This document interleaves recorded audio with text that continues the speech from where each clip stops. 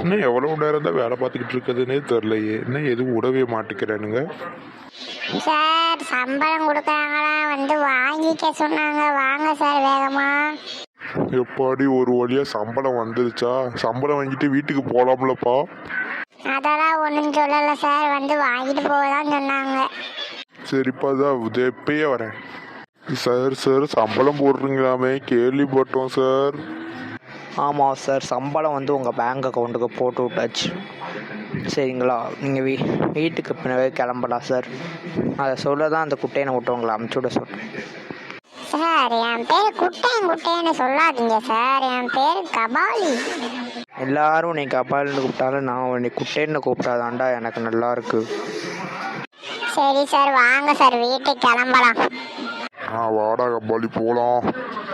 ஒரு வழியாக சம்பளம் கொடுத்து பேங்குக்கு போட்டு விட்டாங்க. முதல்ல இந்த சம்பளத்தை அவரோட அக்கௌண்ட்டுக்கு மாற்றி விடணும், இல்லைன்னா பேய் மாதிரி ஆடிடுவா. உடம்பே முடியல, இந்த ஃபுல்லாக ஒரு அம்மாவுக்கு உடம்பு முடியலையா செய்யணும்னு நினைக்கிதா, இந்த ஃபோனை நோண்டுறதுலையே இருக்கு. உங்கள் அப்பனுக்கு என்னைக்கு சம்பளம் ஏறணும் வேற தெரியலையே. ஏட்டி ரஞ்சிதம், வாயா மனுஷா, சாப்பிட்றியா? இன்னைக்கு வேலை எப்படி போச்சு? வாப்பா. ஏட்டி ரஞ்சிதம், எனக்கு சம்பளம் ஏறிடுச்சுடி. என்ன மனுஷா சொல்கிற, சம்பளம் ஏறிடுச்சா? நானும் என்னைக்கிட்ட சம்பளம் ஏறும்னு நினச்சிக்கிட்டு இருந்தேன், ஒரு வழியாக ஏறிடுச்சு, சந்தோஷம். அதை அப்படியே என் ஃபோனுக்கு மாற்றி விட்ரு மனுஷா.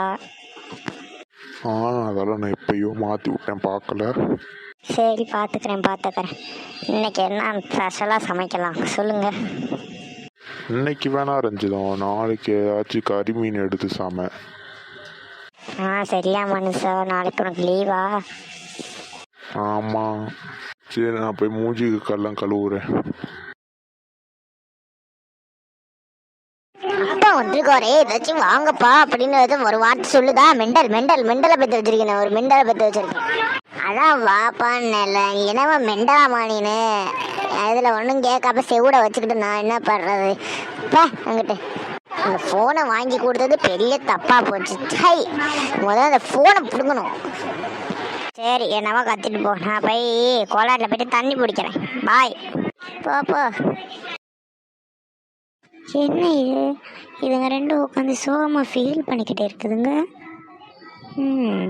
நம்மளுக்கு என்ன, நம்ம பார்க்காத மாதிரி போயிட்டே இருப்போம். என்னக்கா பார்த்தும் பார்க்காத மாதிரி போறீங்க? நான் என்னம்மா பார்த்தும் பார்க்காத மாதிரி போகிறேன்? ஏம்மா என்ன நம்மளுக்கு இருக்கிறீங்க? தண்ணி பிடிக்க தானேக்கா போகிறீங்க. தண்ணி லாரி போயே 1/2 மணி நேரம் ஆச்சு. இப்போ போய் என்னக்கா பண்ண போறீவ? எனக்கு தெரியாதா? அதனால தான் நான் பக்கத்து தெருவில் படிக்க போகிறேன். ஐயோ போயிடாதீங்க. அதுக்கேண்டிம்மா அவங்க வாய்ங்க 2 பேரும் வாய் இப்படி பழக்குது. ஏக்கா தண்ணி வரலன்னு சொல்லி அந்த பக்கத்து தெருவில் பிடிக்க போனோங்க்கா. ஒருத்தவங்க மாடர்ன் ட்ரெஸ் போட்டுட்டு நின்னாக்கா. சரி பார்க்க அழகாக இருக்காளே, டீசெண்டாக இருப்பான்னு சொல்லிட்டு பின்னாடி போய் லைனில் நின்னோங்க்கா. நீங்களாம் பக்கத்து தெரு ஆளுங்க தானே அப்படின்னு சொல்லிட்டு இங்கெல்லாம் தண்ணி பிடிக்க வரக்கூடாதுன்னாக்கா. இந்த நெட்டை தேவையில்லாமல் போயிட்டு அவள்கிட்ட திமுறு பண்ணிக்கிட்டு இருந்தாக்கா. என்னையும் அவள் பிடிச்சி திட்டினான்னு இவன் என்ன பண்ணிவிட்டா, போயிட்டு ஒரு சலார்னு ஒன்று பண்ணத்தில் விட்டதுலன்னு எங்கள் 2 பேர்த்தையும் அடித்து கொண்டு விட்டாக்கா. அவள் அடி வாங்கி விட்டு அந்த அடியை மறக்கிறதுக்காக தாங்க அந்த அண்ணன் இந்த மரத்துக்காட்டில் வந்து உட்காந்துருக்கோம். யார்? சபிதா பாப்பா, அந்த லிப்டிக்கை போட்டுக்கிட்டு ஒல்லிக்குச்சி மாதிரி இருக்குமே, அந்த பாப்பாவை சொல்கிறியா? எப்படிக்கா உங்களுக்கு அவளை தெரியும்? ஏண்டிம்மா, அவன் என் சொந்தக்காரி தாண்டி. அவள்கிட்ட போய் அடி வேண்டியது இருக்கேன். அவன் ஒரு சின்ன விஷயத்துக்கே அவள் சூடாகலடி, அவள்கிட்ட போய் ஆண்டி உங்களுக்கு கொடுத்தீங்க. அவளுக்கு அவள் வீட்டு மாமியார் பிரச்சனை, அந்த கோவத்தெல்லாம் கொண்டு தெருவில் தான் காட்டுவோம். 2 பேரும் இன்றைக்கி போய் வசமாக மாட்டிக்கிட்டீங்களா? இப்போ தான் அவருக்கு ரீசெண்டாக குழந்தை பிறந்துச்சு. குழந்தை பிறக்கிற வரைக்கும் அவங்க மாமியார் தங்கத்தட்டில் வாங்கி தாண்டுற மாதிரி தாங்குச்சு. குழந்தை பிறந்தோடனே கத்த ஆரம்பிச்சிருச்சு. அந்த டென்ஷன்லாம் குறைக்க தான் அவள் தெருவிலேயே சண்டை போடவே வருவாள். அது தெரியுமா? அவளுக்கு டென்ஷன் வந்துச்சுன்னா புருஷங்கிட்ட போய் காட்ட சொல்லி எதுக்கு தெருமா காட்டுறா? நீ சொல்கிறதும் கரெக்டு தாண்டி. ஆனால் வீட்டுக்காரன் காலைல 7 மணிக்கெலாம் போயிடுவான், நைட்டு 9 மணிக்கு தான் வருவான். 9 மணிக்கு வந்து அவள்கிட்ட டென்ஷனை காட்டுவான். அவன் புருஷன்டையும் காட்ட முடியாமல், வீட்டில் யார்ட்டையும் காட்ட முடியாமல், அவள் கடந்து எங்கே காட்டுறன்னு தெரியாமல் அந்த கோதமுழுக்கு வந்து தெருமக்கள்கிட்ட வந்து காட்டுறா. ஹா ஹா ஹா ஹா. ஆனால் சொந்தக்காரங்கள்ட்டலாம் சொன்னால் நல்லா மரியாதை கொடுப்பாடியவ. அப்பயே நினச்சேன், உங்கள் சொந்தக்காரினா அவள் அப்படி தான் இருப்பான். நீங்களே சரியாந்திர திமிரு பிடிச்சவங்க, அப்போ உங்கள் சொந்தக்காரங்களும் அப்படி தானே இருப்பாங்க. சுந்தரி, மரியாதை அவ்வளோதான் பார்த்துக்கோ. நீங்கள் கேட்ட கேள்விக்கு பதில் சொன்னால் நான் அவளை போல திமிரு பிடிச்சவங்க இல்லையா? திமிரு பிடிச்சவங்கன்னா என்ன தப்பா பண்ணுவா? இப்படி பக்கத்தில் வருவா, இப்படி முடிய பிடிச்சி இழுப்பா. ஜாக்கிரதை. இது திமிரு பிடிச்சதா? இது திமிரு பிடிச்சவங்க இப்படி பண்ண மாட்டாங்க. பைத்தியம் தான் மெண்டல் மாதிரி பக்கத்தில் வந்துட்டு இப்படி பேசணும். பைத்தியம். ஓடிட்டே அவள் சொந்தக்காரி பார்க்க அவளை மாதிரி தானே இருப்பா. என்னக்கா பண்றீங்க?